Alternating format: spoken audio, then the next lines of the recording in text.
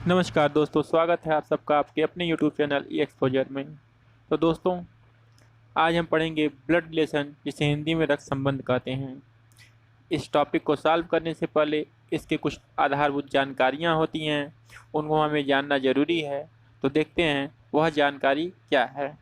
तो जैसा आप अपने स्क्रीन पर देख पा रहे हैं, आपकी पीढ़ी में जो पुरुष होते हैं वो आपसे किस प्रकार रिलेशन रखते हैं, कैसे कैसे होते हैं। जैसे पति, भाई, चचेरा भाई, ममेरा भाई, मौसेरा भाई, फुफेरा भाई, बहनोई, आगे आप देख सकते हैं बहुत सारे हैं। इसी प्रकार महिला में जाएंगे तो पत्नी, बहन, चचेरी बहन, ममेरी बहन, मौसेरी बहन, इसी प्रकार से और सारे आगे हैं। इन रिश्तों को आपको याद रखना होगा। इसी तरह एक पीढ़ी अब आप अपने से ऊपर जाएंगे तो वहाँ पर आपको पुरुष में पिता, चाचा, फूफा, मौसा, ससुर मिलते हैं।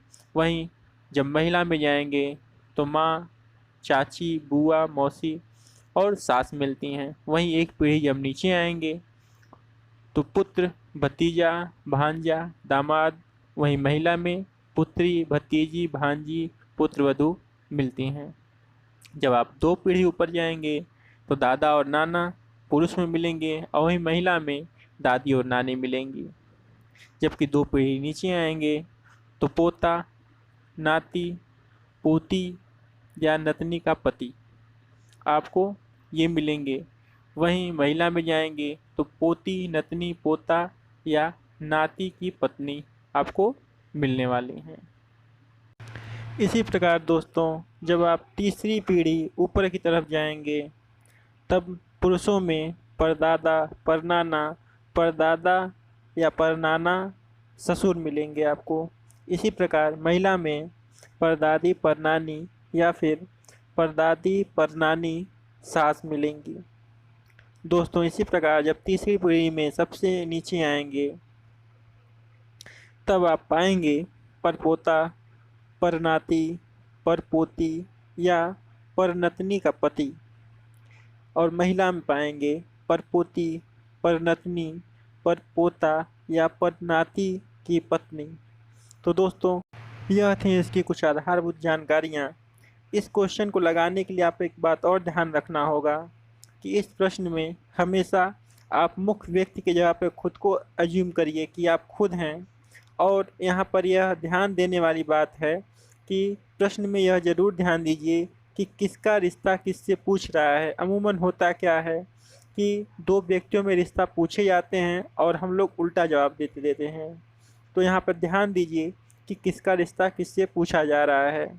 और ग्राफ बनाते समय इसमें एक बात ध्यान रखिए कि पुरुष को हमेशा प्लस से और महिला को हमेशा माइनस से उसी समय नोट डाउन करते चले जाइए। कभी कभी प्रश्न में पुरुष और महिला की संख्या भी पूछ देता है, उस समय हमें उनकी गिनती में बहुत ही आरामदायक होगा और हमारा काफ़ी समय बचाएगा।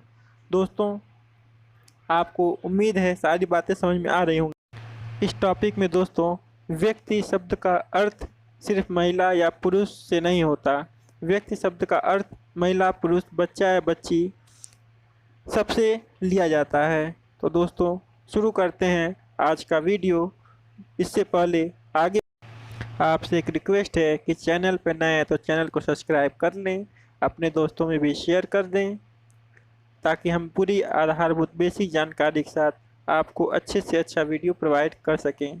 तो शुरू करते हैं दोस्तों आज का पहला क्वेश्चन। दोस्तों, आज का पहला क्वेश्चन है, शंकर मीता का भाई है। यदि शीला, जो मीता की बहन और रमेश की भतीजी है, तो शंकर का रमेश से क्या संबंध है। दोस्तों, जैसा हमने आपको इसके बेसिक में बताया कि हम जो मेल पर्सन रहेगा उसको प्लस से और जो फीमेल रहेगा उसको माइनस से डिनोट करेंगे। तो दोस्तों, इस नियम को अप्लाई करते हुए जो क्वेश्चन दिया है उसको सॉल्व करते हैं। पर दोस्तों, एक बात और ध्यान देनी होगी कि जब हम रक्त संबंध में किसी भी प्रकार के क्वेश्चन को सॉल्व करेंगे तो कोशिश ये करेंगे कि जो उसका मेन कैरेक्टर हो वो फील करिए कि आप खुद हैं, और फिर अपने से इर्द गिर्द रिलेशन ढूंढिए। आप बहुत ही आसानी से उस क्वेश्चन को सॉल्व कर लेंगे। जैसे कि इसमें कहा हुआ है, आप देख सकते हैं क्वेश्चन में कह रहा है शंकर मीता का भाई है। दोस्तों यहाँ पर आप लिख लीजिए शंकर, और ये भाई किसका है? मीता का। अब एक बात और ध्यान दीजिए दोस्तों, शंकर मीता का भाई है तो शंकर का रिलेशन दिख रहे हैं आप, तो शंकर की तरफ से मीता को एरो बनाइए, और ये शंकर का रिलेशन तो भाई है, तो यहाँ लिख दीजिए भाई, और ये शंकर प्लस हो जाएगा, और मीता माइनस, क्योंकि भाई है और यहाँ पे दिया गया नाम लेडीज है, तो ये शंकर मीता का भाई है। एक बात ध्यान दीजिएगा दोस्तों, जिसका रिलेशन आप रखेंगे यहाँ पर वही व्यक्ति अगले को कोचेगा, मतलब तीर अगले की तरफ तीर का मुंह रहेगा।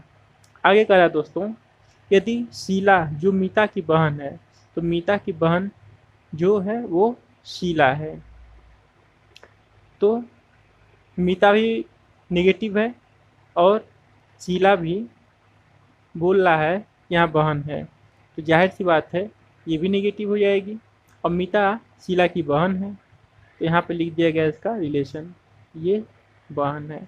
अब इसके बाद से दोस्तों कह रहा है और रमेश की भतीजी है, तो जो शीला है वह किसकी भतीजी है? तो वह रमेश की भतीजी है, तो हम यहाँ से रमेश एक लिखते हैं, और शीला रमेश की भतीजी है, तो यहाँ पर देखिए शीला रमेश को कोच रही है, और यह है क्या? ये भतीजी, और रमेश प्लस हो गया तब। इसके बाद से दोस्तों कह रहा है तो शंकर का रमेश से क्या संबंध है? तो हमको शंकर का रमेश से संबंध बताना है कि शंकर रमेश का क्या लगेगा। दोस्तों यहाँ देखने वाली बात होगी, ये नहीं कहा है रमेश शंकर का क्या लगता है, यहाँ कह रहा है शंकर रमेश का क्या लगेगा। शंकर का रमेश से क्या रिश्ता है? यहाँ पे देख सकते हैं दोस्तों, शंकर मीता का भाई है, मीता शीला की बहन है, यानी कि हम ये कह सकते हैं कि जो शंकर है वो भी शीला का भाई है।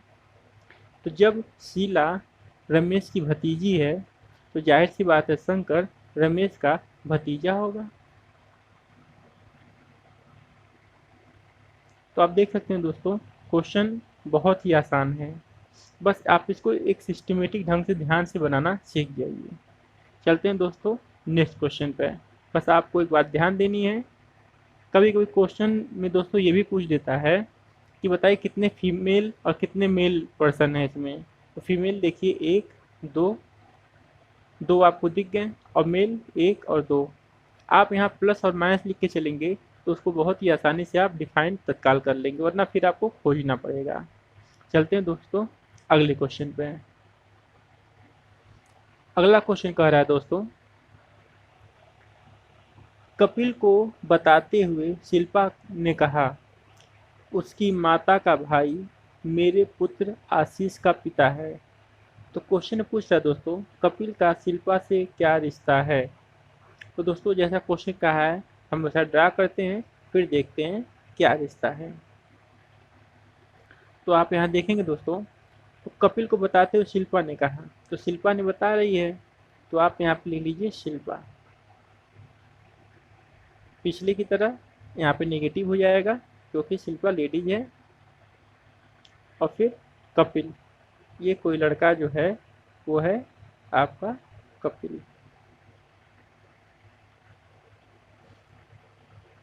अब शिल्पा कपिल को बताते हुए क्या कह रही है वो देखिए, कह रहा है उनकी माता का भाई, मतलब कपिल की जो माँ है, तो कपिल की माँ मान लेते हैं ये कोई लेडीज है, ये निगेटिव हो गई। कह रहा है मेरे पुत्र आशीष का पिता है, तो इसका कोई पुत्र है, ये इसका पुत्र हो गया, हमें पता है पुत्र है तो प्लस में हो जाएगा। ये पुत्र जो है इसका नाम भी दिया हुआ है, नाम क्या है? आशीष।